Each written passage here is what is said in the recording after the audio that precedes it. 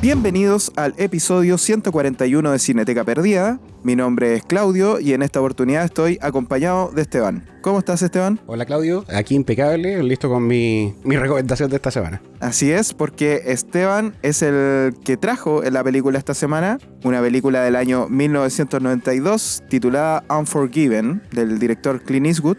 Si no me equivoco, en Latinoamérica se llamó Los Imperdonables y en España se llamó Sin Perdón. Sí, así es. ¿Y por qué te reí? Los dos estuvieron mal esta vez. Sí, estuvo bien. No se llamó Pistola Justiciera. Claro, la pistola de cristal. Exacto. Así que bueno, como Esteban lo decía, él trajo la película, así que nos va a contar una pequeña sinopsis y luego comenzamos con la conversación. Dale nomás, Esteban. Bueno, como siempre, se recomienda que ojalá hayan visto la película. Esta es un western del género revisionista. Y la historia parte en 1881 en el pueblo de Big Whiskey, Wyoming, donde un cowboy medio inseguro llamado Quick Mike le figura la cara con su cuchillo a una prostituta porque ésta se rió del tamaño de su pene. El sheriff Little Bill, interpretado por Gene Hackman, lo deja libre a él y a su amigo, así que las mujeres del burdel deciden ofrecer ellas mismas una recompensa por la muerte de ambos. Lejos de ahí, un joven vaquero llega a la granja de Will Money, con Clint Eastwood en el papel, y lo convence de ir por la recompensa, uniéndose a ellos su amigo y también ex forajido Ned Logan, quien es a su vez interpretado por el gran Morgan Freeman. Así parte la premisa de este western revisionista. Revisionista, ¿por qué le dices revisionista? Yo ahí me perdí. Lo había leído anteriormente y ahora se me refrescó la memoria leyendo sobre Unforgiven. ¿Ya? Que el género revisionista es como un subgénero del western, ¿Ya? en el que las películas se están haciendo en un sentido, ya puede ser crítico, sarcástico o más realista o crudo de lo que era el clásico western. Que era muy lleno de estereotipos y de este mundo que incluso dice que ni siquiera existió del viejo clásico. Sí, y habla de, por ejemplo, temáticas más grises, temáticas más duras. Por ejemplo, clásicos del western revisionista podrían ser El bueno, el malo y el feo, y las películas así como de Sergio Leone, porque son como que muestran este western sucio y... El spaghetti western. El spaghetti western, donde está lo peor de lo peor. Claro, tienes tus héroes y todo, pero todos son temáticas más grises. Danza con Lobos también podría ser otra, que no se va en la de ser distinto en lo sucio y qué sé yo, sino que esto es más como mostrando, por ejemplo, la vida de lo que son los indios, que antes solamente eran los villanos en los western más antiguos.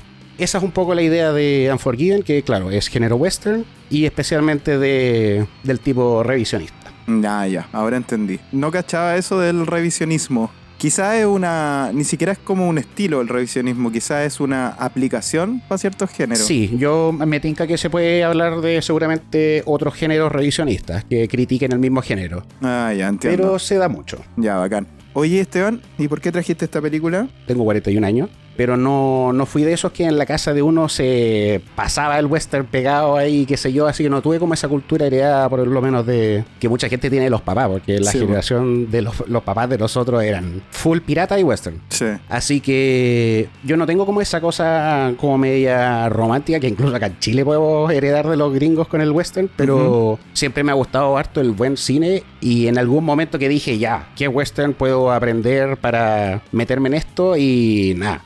Yo creo que de las primeras 2 o 3 que vi en su momento del sido Unforgiven y me encantó. O sea, es un peliculón por todos lados. Realmente no le pillo muchas fallas. Espero que tú tampoco. Y nada, quería compartirlo porque siento que igual como que no se habla tanto de western. Así que podríamos compartir esta joyita clásica noventera. Sí, en todo caso no creo que sea una buena idea aprender de western viendo Unforgiven. O sea, por eso mismo. Claro que es justamente muy distinto a los western clásicos. Sí, yo pensaba cuando la estaba viendo, bueno, ya la había visto un par de veces antes, no me la repetí hace tiempo, sí, pero pensaba en que esta película como que le dio el golpe de gracia a los westerns. Sí. Como que los westerns estaban en un hilo pendiendo y esta película llegó y lo cortó. Sí, tienes razón. Onda, fue como la guinda de la torta a esta crítica a, no sé, es que, bueno, hay que pensar que esto es Estados Unidos, piensan en la mentalidad gringa, Cowboys es parte de la identidad de los estadounidenses y siempre fue este mundo donde el hombre blanco, heroico, llegaba y dominaba lo salvaje y Es como muy romántico y si uno lo ve fríamente, igual es un tiempo súper barbárico y fue muy tóxico, así que dentro de todas estas películas lo compensan un poco por ese lado, quitándole un lado bonito que nunca tuvo. Como eso de romantizar la violencia, ¿o no? Sí, eso es, pues. Sí, al final, porque igual uno mira para las películas y ve mucho racismo, ve mucho sexismo, ve mucha mentira también. Ujú. Y hay mucha gente, que yo estoy seguro que hay mucha gente que realmente cree que la historia de Estados Unidos fue lo que dicen los westerns. Ah, no, claro. Pero ¿sabes qué? A mí no me sorprendería que los hueones hubiesen sido así. Porque, weón, los gringos, desde que uno tiene memoria, los hueones pasan peleando, pasan luchando, incluso entre ellos. Es todo un círculo de violencia que viene desde hace muchos años, weón. Claro, quizá este héroe que puede matarlo a todos a balazo, weón, no existió, pero para mí es muy probable de que los tipos hayan sido así de violentos. Sí. Eso es lo que hay que decir, que Unforgiven tiene como esta cuota de realidad que uno puede creer o no si fue así en esos tiempos, pero tiene esa cuota de realidad. O sea, los tipos, hay un tipo que es el protagonista que está todo el rato, weón, atormentado por su conciencia, por todo lo que hizo en el pasado, que era un weón así, pero malísimo, que me gusta mucho esta película, a diferencia de los western clásicos, es que acá como que no hay buenos y malos. Exacto. Como que hay algunos weones que son más mierda que otros, pero la mayoría, si tú te fijáis bien, todos creen que están haciendo lo correcto, según el tipo de carácter que tienen y según el tipo de educación que tienen, po. Exacto. Incluso hasta este personaje, el proxeneta, el dueño como del billar, que en realidad no es un billar, es una casa de remolienda, ese que está interpretado por el Anthony James, el skinny, parece que le dicen en la película, No me como el acuerdo. flaco. ¿Ya? Incluso él cree que está en lo correcto, pues cuando él sí, dice, o sea, esta tipa es de mi propiedad, yo la compré, ¿cachai? Me salió caro, es una inversión. El one habla todo el rato de la tipa que es tajeada en la cara. Como su habla producto. todo el rato como una cosa, como una propiedad. Exacto. Y yo creo que así trataba a las mujeres, weón, en ese tiempo. Sobre todo en esos puebluchos. Y de hecho es bacán porque eso es lo que tiene esta película, como dices tú, como cosas más realistas, más grises que blanco y negro. Por ejemplo, uno puede ver un personaje súper potente en la que es como la que lleva a las prostitutas. Como la prostituta senior. Sí, hay una palabra que se me fue en este momento. Strawberry se llama en la película. Sí, la Strawberry. Esa es la Frances Fisher, la actriz. Sí, y tiene el tremendo carácter y ella va y toma esta decisión de ya vamos a contratar a unos tipos porque sí, la justicia hay que tenerla de alguna manera. Y por otro lado, igual ella con ese personaje súper poderoso está sometida a esta otra mierda que es el dueño del bar. Claro. Que el dueño del bar dice, me van a pasar los caballos y ya. Sería. Así como no contento, pero hasta ahí quedó nomás. Sí, a cada rato la manda a callar. Claro. Dentro de todo es bueno porque se ven como estas luchas, estos poderes que se van dando y eso hace que una película sea como que uno realmente crea que está pasando. Ese nivel de complejidades hacen justamente que uno se pueda meter más en la película porque no te hacen como que quita los ruidos, como que todo tiene sentido. Sí. Y bueno, eso se ve durante toda la película, que está muy bien escrita y que los arcos de los personajes son filete. Sí, la estructura no es tan convencional. O sea, hay momentos muy convencionales en donde tú dices ya, ok, aquí va a haber una pelea, aquí va a haber una batalla. Al rato te das cuenta de que todo lo que tiene que ver con el English Bob, el Bob, el inglés, el que está interpretado por Richard Harris. Qué buen personaje. Qué buen personaje además, claro. Todo eso está hecho para que ese elemento sea usado más tarde con el personaje de Clint Eastwood, po. Claro. Porque ahí hay una repetición, es como un poco lo que hacen los Coen, po, weón. Cuando ponen estos elementitos que tú decís, sí. ok, pero ¿por qué me mostraron esto? Y después te hace sentido. Ah, ok, entiendo. Ahora entiendo por qué me mostraron esto antes. Ver esto me sirve para entender mejor esto que viene. Exacto.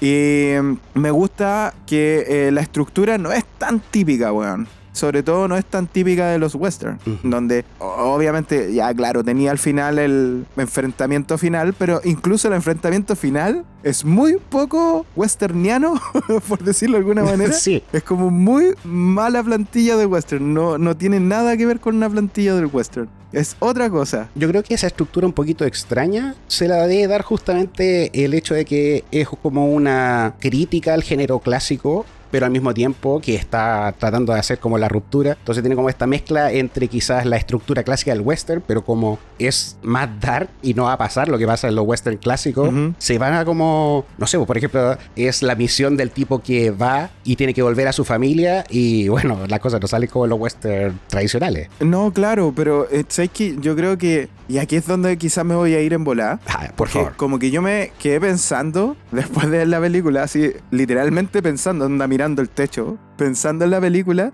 y me hice como una pregunta, weón. ¿Acaso Unforgiven es una película sobre el cine del mismo Clint Eastwood y él queriendo demostrar hacer otras cosas? Es como que siento que esta película de alguna manera te cuenta... ¿Hay cachado cuando estos videos como de TikTok o Instagram, cachai? En donde hay hueones que develan como los secretos de los magos. Muestran como un video, un mago haciendo algo terriblemente increíble y después el hueón te lo muestra así como diciendo, ok, esto se hace así. Y es súper fácil, te engaña de esta manera.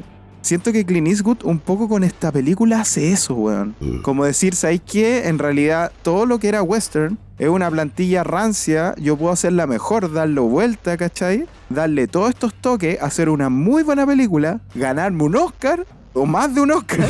Sí, como 4 se ganó de lo importante. Claro, y demostrarte de que puedo hacer un western como debiera ser un western. Siento que eso es como lo y que más dice encima te lo está haciendo Clint Eastwood, ícono del western. Sí, y aparte es como ponerle un punto final a los western. Y más encima, Clint Eastwood, claro, uno dice, no, pero es que él actuó en western antes.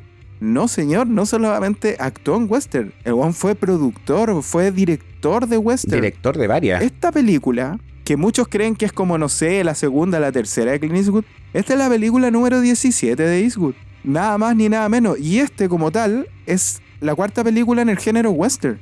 No es que él estuviera haciendo un western por primera vez, pero pareciera, yo sé que probablemente no era la intención de él, pero pareciera que él quiere decir, ¿sabéis qué más? Estoy chato esta weá, con esto cierro todo y tiro la llave. Y nadie más la va a encontrar.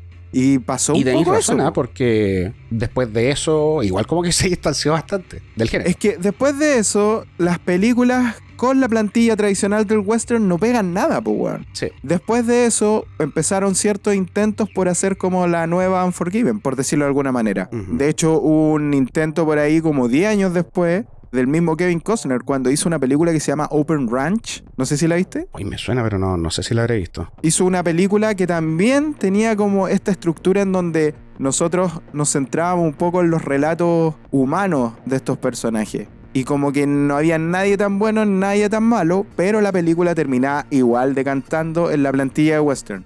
Como que intentó darle la vuelta y no pudo. Como que el género le ganó la mano a Kevin Costner en esa película. Claro. Y después hubo otros intentos más, con algunos muy buenos resultados en algunas ocasiones y otros bastante malos. O sea, de hecho yo al tiro me paro acá como para recomendar ciertas películas que no son parecidas a Unforgiven, pero sí le dan una vuelta al género y son más interesantes que el género mismo. Como, no sé, por el asesinato de Jesse James por el cobarde Robert Ford, que a propósito está en el episodio 57. No sé, por la misma Open Ranch que nombraba. Von Tomahawk también, no sé si viste esa película del año 2015. Me encanta Von Tomahawk, la encuentro buenísima. Y True Grit también, que es el remake de los hermanos Coen a True Grit. Ay, qué buena True Grit también. Protagonizada John Wayne, que también tenemos en otro episodio, por si acaso, el 48. Yo creo que quizás True Grit es de los mejorcitos que he visto desde Unforgiven. Así como de acuerdo a como mi gusto y como en esa línea. Pero son súper pocas, pues, ¿cachai? Sí, como son que pocas. Estamos hablando de una película estrenada en el año 92. Y de ese tiempo a esta parte, al menos de cuando estamos grabando este podcast, no hay muchas películas que sigan un poco esa tendencia, como de hacer un western que en realidad te cuente una historia que se sienta un poquito más real, menos ficticia, porque en realidad los westerns de verdad que era como, bueno, no sé, y tú esperabas ahí el tiroteo, ¿cachai? El tiroteo no era muy real, por decirlo de alguna manera. Todo era como muy fantástico, siempre había un weón que mataba a 10 y tenía los ojos vendados y con la mano izquierda, no sé, por exagerar el asunto. Sí, tenían que tener, había que irlos diferenciando después, así que tenían que tener sus cosas particulares, su parche en el ojo. Sí, pues. Entonces, creo que ese es el gran mérito de esta película de Clint Eastwood. Que de alguna manera yo siento que él dijo, ok, voy a hacer la cúspide de este género, aunque me salga del género, y los cagué a todos. Y si yo siento que los cagó a todos, sinceramente. De verdad fue la última pala de tierra al género del western como tal. Yo te encuentro toda la razón, porque yo me acuerdo como del peso que tuvo esta película. Yo ya era pegado con el cine y como que andaba siguiendo, qué sé yo, los Oscars y las producciones, y me acuerdo que sí, por lo menos para los mismos gringos, Unforgiven era como el cierre de los westerns, así como que nada había con esa importancia ni un poco antes ni un poco después, y fue como una lápida. Y les llegó, parece, como mucho a los gringos, y de haber sido por esta misma idea de que no era como una crítica así, oye, miren los westerns como han sido de fantásticos, igual era una mierda esa época, sino más en el sentido así como Clint Eastwood mostrándote, ¿quién sabe más de western que Clint Eastwood? Mostrándote cómo de haber sido realmente, cómo era lo dark del periodo, y diciendo, ya, yo he hecho western toda mi vida, he hecho todo tipo de western probablemente. Esto es un western y esto es lo que yo aprendí. Esto es lo que yo creo. Y lo encuentro, pero como tú dices, como la guinda de la torta. Así como el maestro dijo que esto es. Y se sintió como una wea final. Hay que también darle cierto mérito al guionista, al David Webb Peoples. Ah, sí. Porque en realidad la película, claro, está dirigida por Clint Eastwood y todo es muy bonito. Necesito que hablemos de la fotografía de la película también.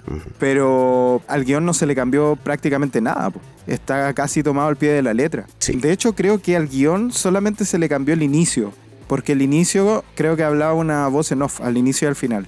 Eastwood le puso estas pancartas que en un párrafo te cuenta así un montón de historia, te das cuenta de con quién estáis tratando, y al final te cuenta cómo le fue.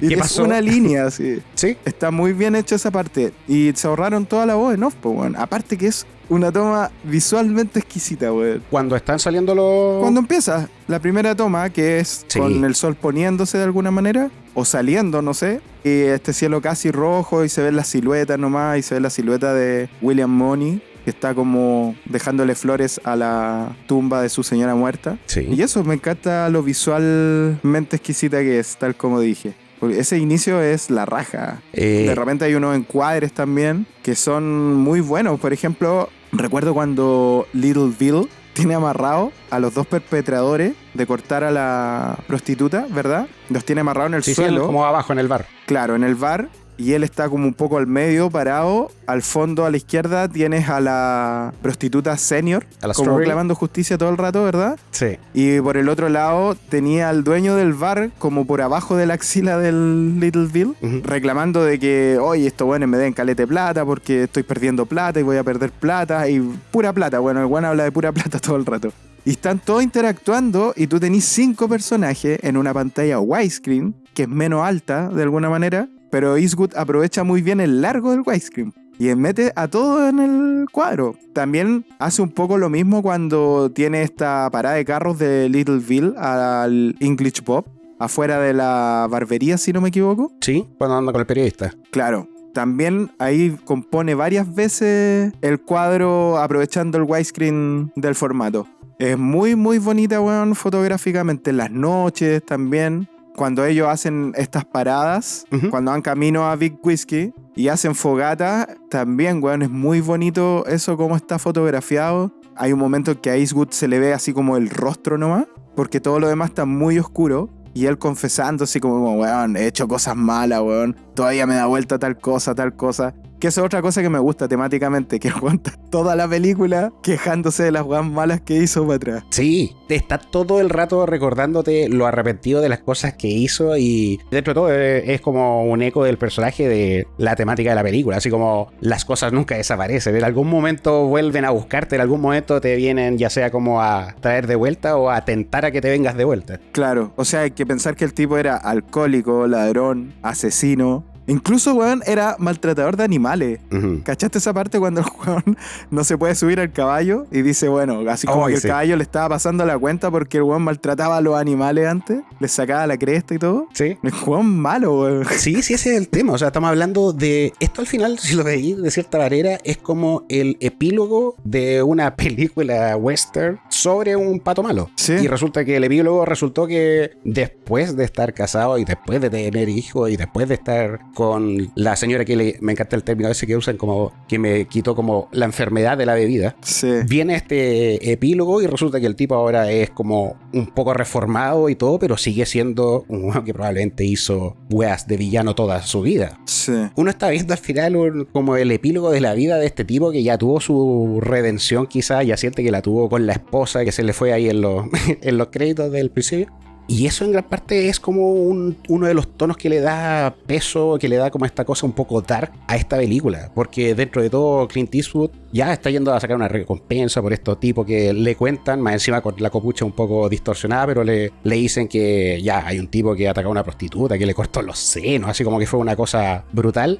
Y da la impresión de que dentro de todo esto es como parte del camino de redención que tiene este tipo. Quizás él se imagina en su cabeza que le hubiera gustado a su señora y a su señora le hubiera gustado que defendiera a esta chiquilla por las 20 que murieron cuando él era pato malo. No lo sé. Claro. Y uno se puede empezar a pasar un poco esos rollos y encuentro entretenido eso. Porque al final, la gran crítica que se le puede dar a los westerns antiguos y hartas películas como con harto estereotipo antiguo es justamente que te entregan como un producto listo. Y es, oh, mira, aplaude, fin, se acabó la película. Y acá tenéis mucho material, tenéis hartos vacíos, o sea, de hecho no tenéis idea qué pasa para atrás y tienes una idea de lo que pasa en el futuro, para que uno rellene. Y no sé, se me gusta eso cuando tienes espacio para pasarte rollo sin que se sienta que faltó información, sin que se sienta que quedó coja la película. Uh-huh. Con respecto a lo que decía un poco más atrás, sí, weón, esta película tiene como un montón de lecturas, weón. Yo le di 10 lecturas distintas. ¿Cierto? Y no sabía por cuál decantar, porque finalmente tú podís incluso pensar que él se arrepintió como, entre comillas, de sus pecados, y lo que está pasando es una especie de purgatorio personal que lo tiene que pasar, porque, weón, sufre todo el camino, weón. Sí, ¿eh? Si no es su conciencia, es una enfermedad, son atados. Siempre el weón como que está sufriendo. En el amigo. Viaje nunca lo pasa bien. O sea, bueno, ni uno lo pasa bien, pero como que en ningún momento tiene un viaje tranquilo el weón. Siempre está con algo. Más encima pierde a su amigo, ¿cachai? O sea, en esta aventura en la que él lo invitó y, puta, más encima el personaje de Morgan Freeman está hecho para que uno diga, por favor, que salga todo bien. Claro. Él está casado como con una nativa americana, como, hoy qué bacán que estos viejos cowboys como que lograron armar una vida al final, como que esa aceptación te deja y esto viene a romper eso. El punto es que a mí me pareció sospechosa la invitación del weón. ¿Sabéis por qué? Porque, primero, obviamente tiene que dividir el botín en más personas. Uh-huh. Segundo, si eran 2 personas las que tenían que matar y él iba a ir con el cabro el Scofield Kid, ¿Sí? ¿para qué necesitaba más personas? Y hay un momento que es muy clave para mí cuando yo me empecé a hacer esas preguntas. ¿Ya? Cuando pillan al primer weón. ¿Sí? Y están arriba como en un, no sé cómo se dice, cañada parece que se llama. Un risco. Claro. Y le disparan y no lo matan de una. Sí. ¿Cierto? Lo dejan herido. Y ese es Morgan Freeman, el personaje de Morgan Freeman, que se llama Ned Logan. Sí, pues él decía que le volaba el ojo a una mosca. Claro, tenía súper buena puntería. Y el weón le dispara, y cuando le dispara, queda para la cagá. Queda congelado. Sí. Y después dice, weón, no lo puedo matar. No. Así como sufre un baldazo de conciencia brígido justo en ese momento. Y yo siento, weón, que el personaje de Clint Eastwood llevó a este weón simplemente para que él se encargara de matar a estos personajes, porque él no quería matar. Sí, ajá. Después, más encima, como que lo reafirmé mucho más. A ver, ya me gustó. Cuando van a matar al segundo weón, ¿Ya? y él se lava las manos, él le hace cortinas de humo nomás a este cabro para que este cabro vaya al baño y se pitea al otro weón, po. ¿Cachai? Entonces dije, dije, este weón, ¿qué está haciendo? Claro. ¿Cuál es su aporte al...? Sí, es como, yo te cubro. ¿Para qué fue? Entonces siento que el weón aprovechó la oportunidad, pero me tica que el personaje, esto nunca nos va a quedar claro obviamente, pero me tica que el personaje como tal, lo que no quería era matar. Exacto. Porque no quería volver a ese momento de su vida. Y por eso pasa la primera prueba, que es como, weón, prefiero enfermarme que tomar copete, que es cuando vienen en el caballo, se pone a llover y empieza a hacer frío, Uh-huh. y como que se supone que a los otros lo que les pega la salvada es que van tomando copete, Claro. y pueden mantener el cuerpo caliente, y él no. Y el weón se niega hasta último momento, incluso cuando va con fiebre y todo, incluso cuando llegan al billar, Uh-huh. y en una toma muy linda, que tiene la botella enfrente, la botella y el vaso, y él está acurrucado y mira la botella todo el rato, ¿verdad? Entonces siento que como que de alguna manera él quería como sacar provecho de la situación, como para hacerse de su parte en esta recompensa, pero además probarse a sí mismo, po. Sí, sabes que me gustó mucho este rollo porque calza mucho con la pelea que tiene que tener este weón adentro, que es de ¿vuelvo a mi naturaleza o debería seguir siendo el hombre en el que me convirtió la mujer que amo? Claro. Y esos son los extremos, porque como esto no es blanco y negro, él está paseándose por todos estos grises. O sea, me hace mucho sentido de que se puede hacer esto y no caer en el copete y no tener que matar a un weón de nuevo, que de cierta manera ambos son como un mal hábito del pasado. Quizás puedo volver a el mínimo de felicidad que ya logré mantener. Claro. Y los está usando los otros, que se ensucian ellos las manos. Incluso mi amigo Morgan Freeman. Pero en ningún momento te da como indicio de que lo está usando. Pues sí, por eso encuentro que esa parte de la película es como ambigua, es como media confusa. No es confusa en el mal sentido, sino que se usa de nuevo manera. Deja para pensar. Claro, entonces a mí me dio esa sensación. Y después tení todo este momento donde él pierde a su amigo. No lo pierde en realidad, lo matan a latigazo. Sí. Y el weón como que siento que dice, ¿sabes qué más? No puedo más. Pico, recaída. Sí. Que es cuando empieza a tomar, se manda como 4 sorbos seguidos, le quita la botella al Scofield Kid. Sí. Y después, weón, ya no lo podéis parar, po. El loco está matando y los weones le imploran, no, pico, te voy a matar y te hago cagar y ni siquiera te doy un aviso, te mato. Bueno, por eso me gusta mucho el cómo mata a Little Bill, ¿Sí? porque pareciera que es como anticlimático, porque es muy anticlimático, entre comillas, pero no lo es, po, weón, encuentro que es novedoso. Acorde. Claro, por supuesto, o sea, se pitea al weón más hábil al tiro, po, weón. Y aprovecha la primera oportunidad que tiene. O sea, le tira hasta la escopeta, weón, para después cagarlo, ¿cachai? Weón se agacha y le pega el disparo, po. Y el otro weón era más lento. No es que él decía que había que ser, quizás no había que ser más rápido, pero sí más preciso. Sí. Y no, pues había que ser rápido y preciso. Y de po. hecho, saber priorizar. Porque ese es el tema. O sea, estoy con 20. La manera más probable de sobrevivir es echándome al mejor al tiro. Claro. Y eso es muy anti-western. Sí, pues si en la otra tenéis que dejar al final a tu gran enemigo. Y más encima weón. funciona porque al final tiene que dispararle como a un par. Sí, pues después tiene que disparar en el suelo, sí. Oye, a mí me gusta mucho esa metáfora de la casa de Little Bill. La encuentro bacán y yo creo que ese personaje está súper bien escrito, weón, la cagó, el personaje Jim Hackman. Sí. Porque él está construyendo una casa, ¿verdad? Sí. Y la casa le está quedando como el hoyo. Tiene puras pifias y como que nadie puede decirle nada porque el weón se enoja. Sí. Y a mí me gusta mucho eso porque es un poco como él impone la ley en el pueblo, weón. Que es una ley súper imperfecta, pero vos no podéis decirle nada o si no el weón te puede matar. Sí. O te puede llevar preso si quieres. Y la de la casa me parece esa metáfora como... Porque la casa le hace agua por todos lados, po, weón. De hecho hay una escena en donde literalmente le hace agua por todos lados la casa, po, weón. Entonces a mí me gusta mucho eso porque de verdad que es como un símbolo de cómo impone la ley él en el pueblo, weón. Yo lo vi así al menos. Sí, que te encuentro toda la razón. Tiene muchos de estos paralelos en los cuales uno puede irse enganchando. Y sí, al final, si no dejas que nadie te corrija cómo estás haciendo la casa, así como si no corriges cómo estás manejando el pueblo, ¿Creéis que estáis bien? la película parte con una escena en la que guatea en cómo cuidar al pueblo, que es no dando justicia. Exacto. Se te va a mandar Porque abajo. más encima el weón protege a Don Martincito Larraín. Sí, pues ese es el Que tema. son como unos cuicos. Oye, pero qué tanto, si son unos chicos que cometieron una tontería. No son unos vagabundos, le dice. Sí. Oye, esa frase es como algo que uno escucha en argumentos de hoy. Martín Larraín.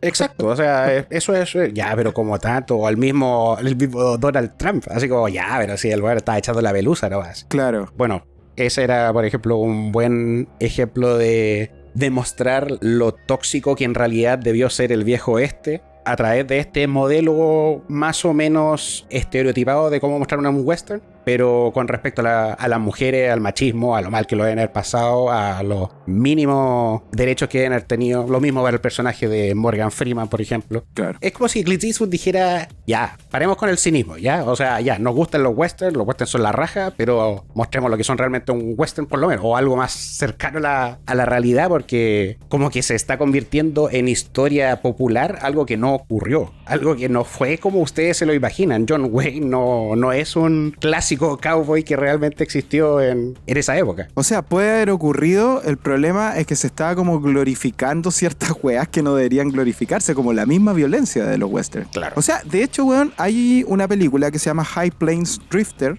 que es dirigida, protagonizada y producida por Clint Eastwood en el año 73, si no me equivoco. Y esa película era como muy normal de que el personaje de Clint Eastwood, que era el protagonista y que se suponía como que, bueno, ahí no era tan bueno, pero era como, no sé, weón, estaba como en un color gris su moral. El weón forzaba a una chica a tener sexo. La violaba, para decirlo con palabras simples. Y era como muy tomado como normal. Y después lo hacía de nuevo. Entonces, siento que incluso el Clint Eastwood hace como una wea muy meta en donde el weón paga esos mismos pecados de haber como glorificado ciertas cosas que no se podían glorificar en una película, po, weón. Sí. Y le da mucha mayor cabida a la dignidad de las mujeres en esta película, pese a que son prostitutas. Digo pese porque hay mucha gente que podría decir, pero son prostitutas. Weón, estáis pensando como los weones de ese tiempo, po. Exacto. No es lo mismo, po, weón, son mujeres. Claramente no está entendiendo el punto que estaba hablando. No estaría entendiendo el mensaje, exactamente. Entonces, siento que es como muy meta en ese sentido. Por eso yo me preguntaba eso que dije al principio. Que con esta película, Clint Eastwood en realidad está diciendo, ¿sabéis qué más? Yo pesco este género, lo rehago, entrego una obra mucho mejor que cualquiera de las otras juegas para atrás. Pueden haber ciertas excepciones, pero entrego algo mucho mejor, te muestro la verdad de la plantilla de este género y te entrego esta obra superior. Como que siento que eso hizo, quizás sin querer, pero siento que eso es lo que termina siendo finalmente, ¿cachai? Ahora, claro, insisto, hay miles de lecturas que se le puede dar al subtexto de esta película, creo yo. Está el subtexto del alcohólico. Sí. Ahí tenía otra. Quizás estos son los no sé cuántos pasos para dejar el copete. Sí. O quizás lo que la película te quiere contar es cómo se vive una recaída con el copete. Porque además tenía ciertos indicios. Tenía indicios de la mala puntería. Sí. Después tenía el indicio de sentirte enfermo. De estar más débil. Sobre todo cuando está en el bar y mira la botella. Está enfermo. Y justo después de eso el weón recibe una zumba. Sí. De aquellas que muy pocos sobreviven. Le sacan la chucha. A patar la raja para afuera. Claro, entonces tú podés tomarlo como un simbolismo de la abstinencia. De los síntomas que se sienten con la abstinencia. Entonces, podéis tomarlo de muchas formas esta película. Por eso que me parece tan vital verla, porque una película que tenga tantas lecturas es una obra que ha trascendido. Generalmente las obras de cualquier arte que trascienden son las cuales uno puede mantener muchas interpretaciones y todas son válidas. Sí. Entonces siento que con esta película pasa eso. Y las películas que justamente te pueden dar todo ese espacio para que te pases rollos es porque la película tiene fondo. Tiene un fondo coherente en el que falta información, pero tiene sentido si tú mismo vas armando la historia, porque intencionalmente, o ni siquiera intencionalmente, porque puede que la escriban con esos vacíos, pero los vacíos están considerados en la creación de los personajes igual. Entonces al final como que siempre hay pistas que te van, por ejemplo, hablando de las cosas que explícitamente no te dicen, y uno como que se agarra a esas cosas y se empieza a pasar rollos, por ejemplo. Claro. Y ese es un personaje muy bien escrito, que tú dices, ¿cómo será? En vez de, qué raro este personaje. Como que no me calza que un ser humano actúe así. Claro. Bueno, un dato más con respecto a lo que estaba diciendo. No por nada el pueblo se llama Big Whiskey. Sí, súper obvio, güey. Onda, si le dijeras a un güey que tiene ganas de tomar, ¿para dónde quería ir? El güey te va a decir Big Whiskey. No va a ir a Big Coca-Cola, güey. No, va a Big Whiskey. ¿Qué querí? Big Whiskey quiero. Claro, quiero el idem. Cuando estabas hablando del tema de cómo Clint Eastwood con esta película como que da el sello final y varios temas que hemos sacado en la conversación, me recordó un poco a Salvando al Soldado Ryan, en el sentido de que salió esa película y dijo, ya, les gustan las películas de guerra y celebran el día D y toda la verdad, miren lo que fue el día D. ¡Pah! Y te ponen esta película y como que cambió un poco la percepción que tenía la gente sobre la Segunda Guerra Mundial. El día D era como un día en una operación en la que Estados Unidos tuvo éxito y que fue súper difícil. Claro. Pero aquí como que toda la gente ahora tiene una idea de lo que es el día D gracias a esa película. Y en cierta manera me dio la impresión de que te tuvo como un peso cultural en el cine gringo similar. En el western y específicamente así como película de guerra de la Segunda Guerra Mundial. Me hiciste recordar una película rusa como de los años 60, no recuerdo el año realmente, que se llamaba Idi y Smostri, que se traduce algo así como Ven y mira. Y trataba también sobre la guerra, pues. pero la crudeza de lo que fue la guerra, po, weón. Ah, ya. Y está vista desde un cabro que es un adolescente, que tiene como 12 años, 13 años. Me estáis diciendo una película, Come and See se llama en inglés. Claro, ven y mira, po, He weón. visto partes, caché que es brutal, y la tengo Es guardadita. increíblemente buena. La tengo que ver. Solo no la he traído al podcast porque sé que nadie va a escuchar ese episodio. Onda, siempre, no siempre, pero en muchas listas, que tú caché que veo todas las películas de terror y estoy cachando qué sé yo, y en muchas listas de películas de terror sale esta película. Y no es porque tenga una temática sobrenatural ni nada, sino porque Sí. dicen que es una de las películas que mejor representa el horror de la guerra. El horror, claro. Bueno, me recordaste eso cuando hablaste de lo del soldado Ryan, que era como, esta película no se va a tratar de la glorificación de ciertas cosas que son horribles. Vamos a mostrar estas cosas horribles. Exacto. Y claro, creo que pasa un poquito esto también con Unforgiven. Estoy de acuerdo contigo en eso. Me empecé a hacer esa asociación a medida que estabas argumentando y tiene como un poquito ese peso. Oye, me gustó mucho al principio una parte que no mencioné, Ujú. porque me encanta cómo algunos directores componen el cuadro y todo eso. Sí. Cuando llega el Scofield Kid a la casa de William Mooney y ellos están conversando como adentro, como en la cocina, Sí. un lugar así.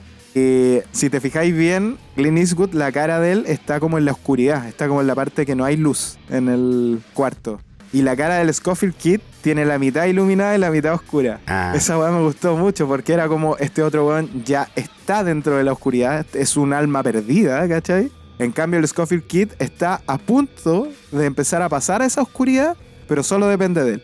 Sentí como que era eso. Y después el weón cuando se pitea al que le cortó la cara a la prostituta, tenemos toda esa parte, pues hace mucho sentido después toda esa parte, pues cuando el weón se pega a la llorada y está métale tomando copete y como diciendo, weón, maté a un weón y después el weón ya no puede más y se quiebra, así maté a un weón. O sea, qué buena esa escena porque esa es como, debe ser como una de las más explícitas críticas a la fantasía del western clásico y es como, weón, matar a un weón no es una weá bacán. Sí. Así como, onda, este joven que es como en cierta manera como un Billy the Kid o quiere ser como un Billy the Kid, onda, convertirme en leyenda y mata a un weón y se va pero a la mierda. Sí, entonces no, se va a la como chucha. que te está diciendo, weón, matar gente no tiene nada de heroico porque sí. Y como que uno lo puede ver a través de los ojos de este cabro chico. Claro. Y tenés razón. Es como que él estuviera recién metiendo la pata en este mundillo. Y Clint Eastwood es como si dijeras, ¿en esto te querís convertir? Así como, Claro. esto es, ¿para dónde Es va? la representación del boomer con el millennial. Clint Eastwood lo hizo como 30 años antes.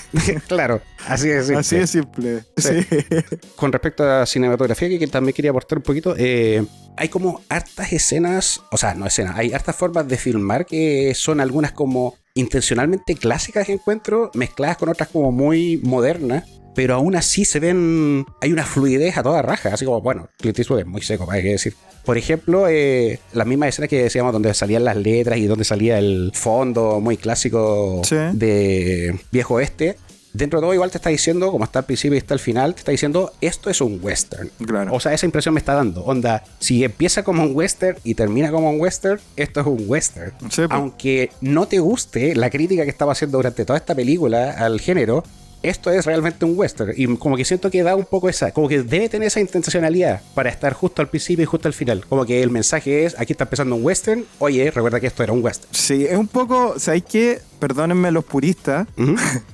por la comparación media idiota que voy a hacer. Ya, dale, Pero dale. para mí, esto al western es lo que Shaun of the Dead es al género de los zombies. Sí. Para mí, Shaun of the Dead es una de las mejores películas de zombies que he visto. Sí. Pero es una comedia, po, weón. Dentro de todo es una historia que existe basada en la mera existencia de estas historias, de estos clichés, de este género, etcétera, etcétera. Sí. Y simplemente, ¿qué pasa si lo miramos desde este punto de vista? Y de ahí nace como una historia que, si uno la escribe bien, tenéis una historia que se está basando en algo intencionalmente falso o distinto en realidad, y lo dejas ir. Y entonces ahí salen de repente estas historias como ultra entretenidas porque tienen un sentido, tienen como un flow, indiferente de que se esté tratando de hacer incluso lo contrario de lo clásico. Claro, es darle una vuelta más, po, weón. Exacto. Es sacar algo nuevo de la mezcla de otras cosas. Me fijé en detalle, yo no soy tan pegado con la cinematografía porque a veces si está muy entretenida la trama se me olvida todo, pero sí me acordé en varios momentos como de cortes que me llamaron la atención, que se notaba como una cierta intencionalidad,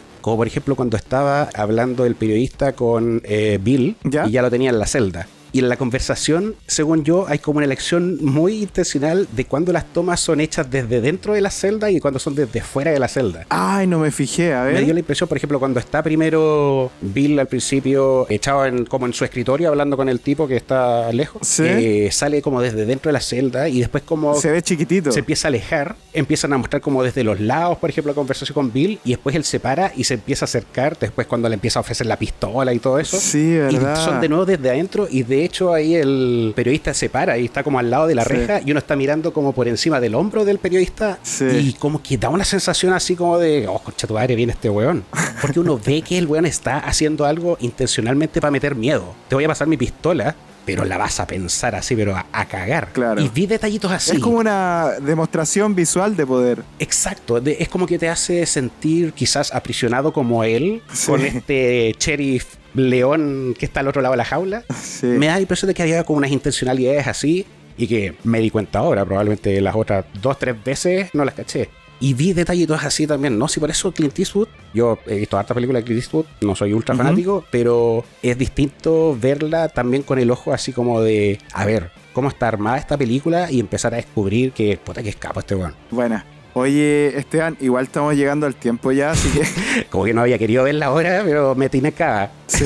¿Algunas últimas palabras que queréis decir de la película? Esta película es, como muy bien dijo Claudio, no es representativa de lo que es el western, pero es una película que por un lado ha envejecido súper bien y se ve hoy día y te causa el mismo impacto que cuando salió, y además de bien hecha y de ser como más cercana a lo que un público actual podría tener, véanla con este filtro que les estamos diciendo, véanla como en lo oscuro que en realidad podía ser el tema del viejo este, en lo tóxico y en lo importante que es de repente que las películas arreglen un poco la percepción de la realidad que tiene la gente, porque los gringos realmente tienen percepciones equivocadas de cómo fue históricamente ese periodo, y esta película es como que le bajan un poco un glamour que no merece tanto la wea. Claro.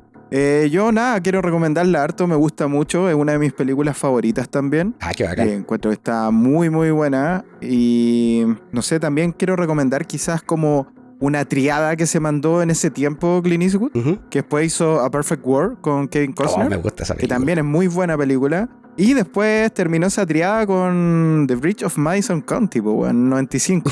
Ay, qué tres que también ahí eso es para destrozarte el corazón. Para que andar con cosas a todo nuestro público, no tengan miedo de admitir, weón, una buena película romántica, weón. Sí. Como Bridges of Madison County es un peliculón. Sí, yo no tengo ni un miedo en admitirlo. Si no lloráis con esa película, no tenéis corazón. Sí, pues y bueno, y también recomiendo las que hizo la década de los 2000. Million Dollar Baby en el 2004 y en el 2003 que hizo Mystic River, también una de sus mejores películas, por lo menos para mí, que de hecho está en el capítulo 100 de este podcast, por si quieren escucharlo. Lo escuché. Así que no sé, yo recomiendo todas esas películas. Obviamente Clint Eastwood tiene varias películas buenas, pero estas son las que yo siento que son especiales, además de buenas. Sí. Incluido Unforgiven, por y supuesto. Unforgiven me hacía una película muy Clint Eastwood. Sí. Y además que en un tiempo más, probablemente, bueno, nosotros lo estamos diciendo acá, a lo mejor nos vamos a equivocar, pero yo no tengo ningún miedo en admitir en que creo que Clint Eastwood se dio vuelta al género. 100%. Y fue el único weón que hasta el momento se ha dado vuelta al género. Siento yo al menos con esta película. Sí. Bueno, Esteban, estamos llegando al final ya. Antes de terminar, bueno, los invitamos a escuchar el álbum esencial, nuestro podcast hermano, ahí donde hablan de discos todas las semanas. También los invitamos a escuchar Se Escucha Desde Acá, el podcast amigo de Cineteca Perdida, ahí con Carlos Huerta y Felipe Chandía. Ellos tienen un episodio semanal también. Y les avisamos que en el próximo episodio vamos a tener la película.